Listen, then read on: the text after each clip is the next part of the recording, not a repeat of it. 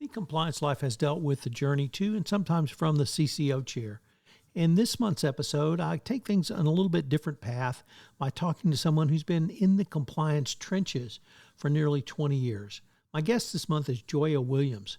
Joya began life as a legal secretary, later became a paralegal, and then moved into compliance. Since 2002 or so, she's been in the compliance field, literally on the front lines in the compliance department at several major energy companies in Houston. I know you'll enjoy this month's episode of The Compliance Life. In part 2, Joya continues her journey in compliance. The Compliance Life details the journey to and in the role of a Chief Compliance Officer. How does one come to sit in the CCO chair? What are some of the skills a CCO needs to successfully navigate the compliance waters in any company? What are some of the top challenges CCOs have faced, and how did they meet them? These questions and many others will be explored in this new podcast series. The Compliance Life is hosted by Tom Fox, and each month he'll present the story of one CCO through 4 episodes. The Compliance Life is a production of the Compliance Podcast Network. We're going to have a quick word from our sponsor, and they'll be right back.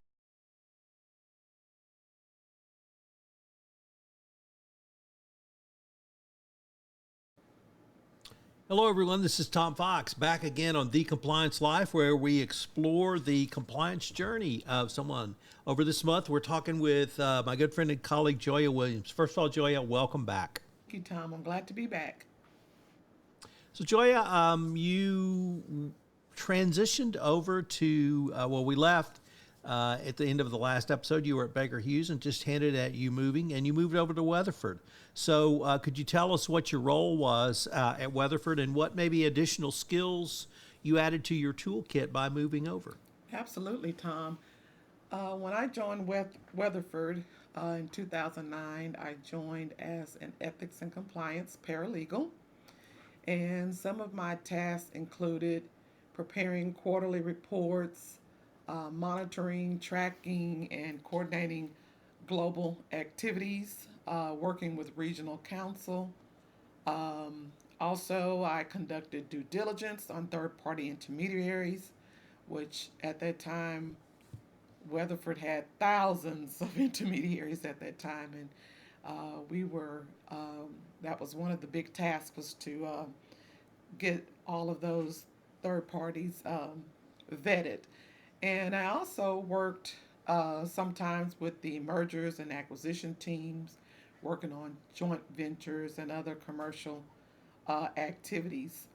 In addition, some of my daily tasks included managing online and in-person training for all of the employees and for the third parties globally. Weatherford had at that time about over 40,000 employees. Also, every year we rolled out our annual Code of Conduct questionnaire, and I was also responsible for investigating any of the Code of Conduct inquiries that came in, either by known employees or they came in anonymously, and I would work with those reporters and responders and recommend remediation, actions, as long as they aligned with the industry and best practices of Weatherford. I also worked with Natalia Shahada starting a FCPA review committee. And this review committee met monthly, and what we did, I coordinated the meetings and the minutes, and I managed the record keeping for all of the global activities and initiatives with FCPA and due diligence, and that were related to trade compliance.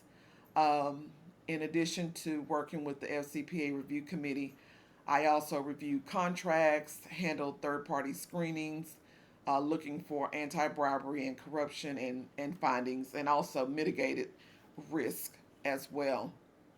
Also, while I was at Weatherford, I also completed my bachelor's degree in business management, attending the University of Phoenix at night.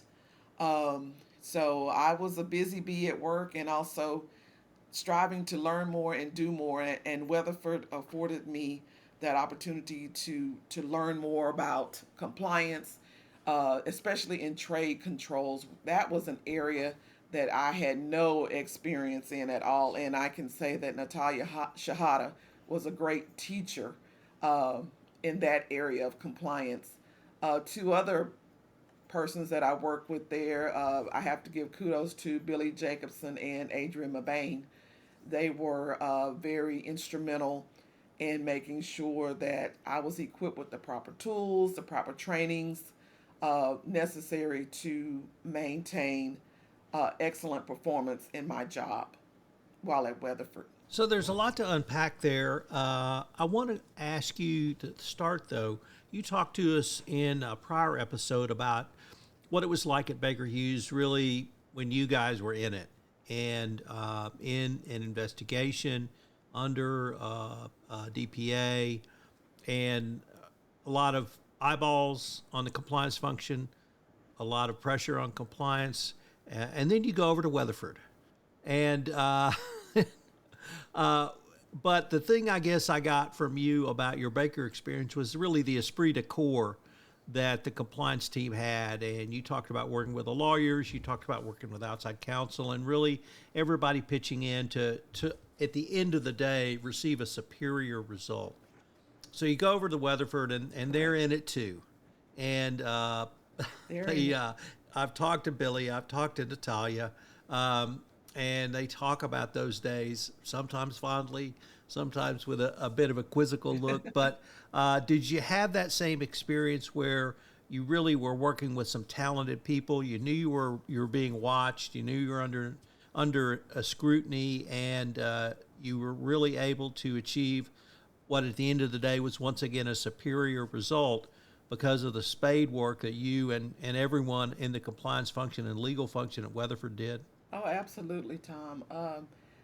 Everyone we worked with was, they were just top notch, and they had the knowledge, they had the background, and the know-how to get things done. And it wasn't as, or maybe I had just survived Baker, so Weatherford was wasn't as I can't say as bad, because a bad is not the proper term to use, but um, Weatherford wasn't as challenging, I would say, as when I worked for Baker, and maybe that was because I didn't have the compliance background that I had.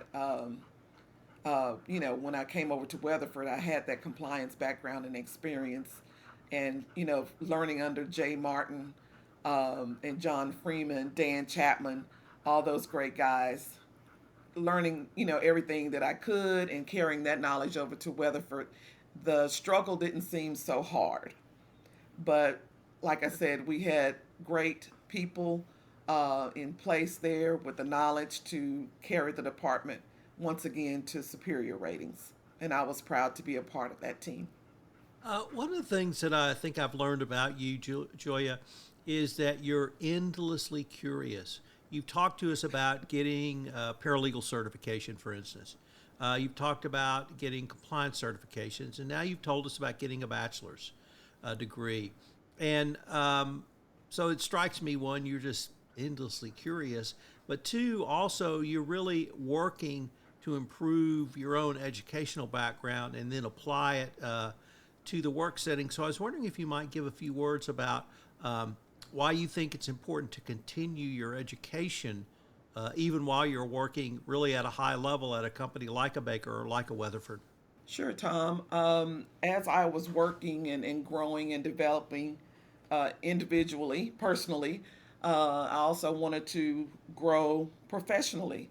And I saw the opportunities that were out there for me. And in order for those doors to open, there were certain things that I had to have in order to be afforded those opportunities. And I had started my college career early on in my life, right out of high school. As a matter of fact, I was at University of Houston doing the Phi Slamma Jamma days, which is probably why I didn't finish.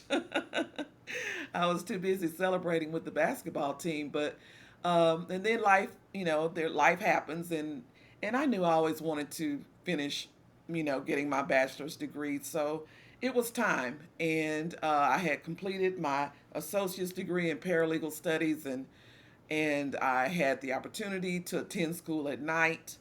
So why not just go ahead and do it and get that degree so you can move into other roles and continue to develop your career and reach the goals that you want to in life. So that's why I took on uh, going to school at night and finishing my degree in business management.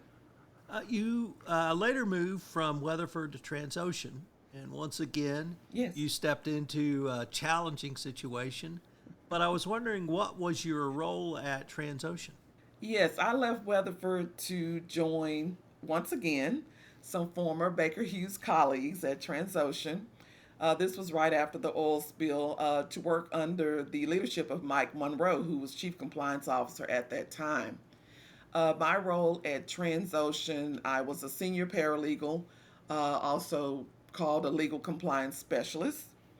And I was responsible for contributing to the structuring and managing all the aspects of the legal global. It was a global program at Transocean, of course, the legal compliance and ethics program, and the training curriculum. While we were working also to comply with the DPA and DOJ, which was challenging. I also was responsible for managing and monitoring the vetting procedures and client screening activities for the global program, which was known as the KYC, Know Your Client, and also the sanction screening process. And in addition to those responsibilities, Tom, I got to partner with uh, the global HR, the global HSCE, the internal audit, and other stakeholders to help me manage some of the internal investigations that came in, and also the helpline investigations that came in, and any other matters that may have rose because of the code of conduct um, that we questionnaire that we sent out every year as well.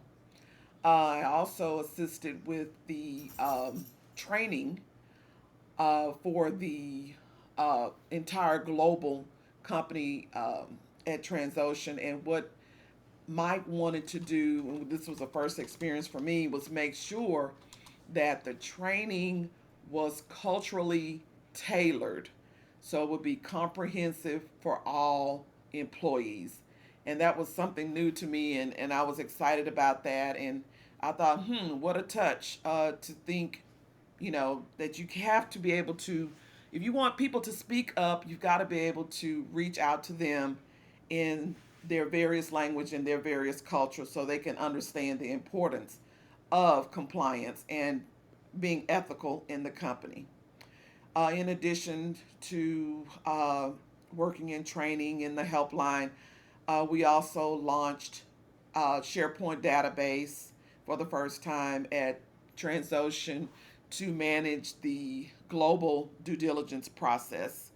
And one of the big challenges that we had was preparing the global reports and the internal and external communications for senior management. Working on the Whistleblower Hotline at Weatherford.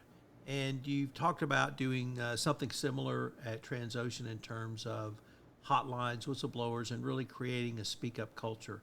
I was wondering if you could give sort of your thoughts as to the importance of number one, having really not just a hotline whistleblower system, but really that speak up culture where people feel like they can raise their hand and ask a question. Yes, Tom, I am very passionate about creating a speak up culture. That is one thing that I am always, when I'm at a company, I make it known to my superiors that if there's an opportunity for me to go out and encourage people to speak up, I'd like to be on that campaign. I feel like it's very important for people to feel comfortable about speaking up. If you see something, say something. But you have to create that level of comfort between the employees and ethics and compliance.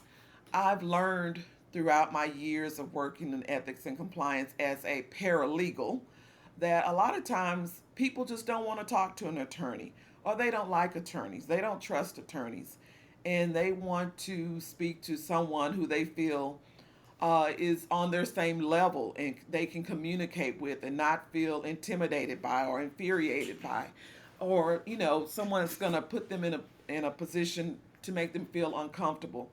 And a lot of times I have learned from my experience of working with the helpline and the hotlines and just handling investigations that come in, that people feel comfortable talking to me. And I try to create that level of comfort with whoever I talk to when they submit a report. I think it's very important to establish that, because when they're comfortable and they feel like they can trust you, and I believe you'll get more information out of the reporter. Work you did, actually, Mike is someone I've come to know over the past year. I really didn't know him, although obviously we're in the same profession in Houston for a long time. What was it like? Maybe how was Mike's style different than Billy's or some of the folks you worked with at Weatherford? I can say Mike was very laid back. I didn't work directly with Mike at Baker Hughes, but I knew he was a great person to work for and work with, based on other colleagues who worked directly for Mike. But his style of practice, he had his own style, but he knew what he was talking about, and he trusted us to get the work done, which was great. He knew that he had to have people in place with a certain level of knowledge of ethics and compliance and regulations and the laws, and who were passionate about compliance to get the job done. And he brought in the people that he knew that he could trust to get the job done. He was very knowledgeable, and I would say that he was very well respected at Transocean. I mean, when he got to Transocean, his hands were filled with everything that was going on. But he quickly turned the program around and created a star program at Transocean. And I am thankful for the opportunity to have worked with him and other colleagues who also came from Baker Hughes to work for Mike Monroe. Well, Joya, unfortunately, we're near the end of our time for this episode, but I hope our listeners will join us for our next episode in The Compliance Life. Hello, everyone. This is Tom Fox. Thank you again for listening to this episode of The Compliance Life. I hope you will join me again next week, where I take up another episode in The Compliance Life. The Compliance Life is a production of the Compliance Podcast Network. If you would like to be featured on The Compliance Life, please give me an email at tfox@tfoxlaw.com. Also, if you like this series, please give us a rating on iTunes. Any review and rating would definitely help get the word out about the latest addition to the Compliance Podcast Network. Thanks again. This podcast is a part of the C-Suite Radio Network. For more top business podcasts, visit c-suiteradio.com.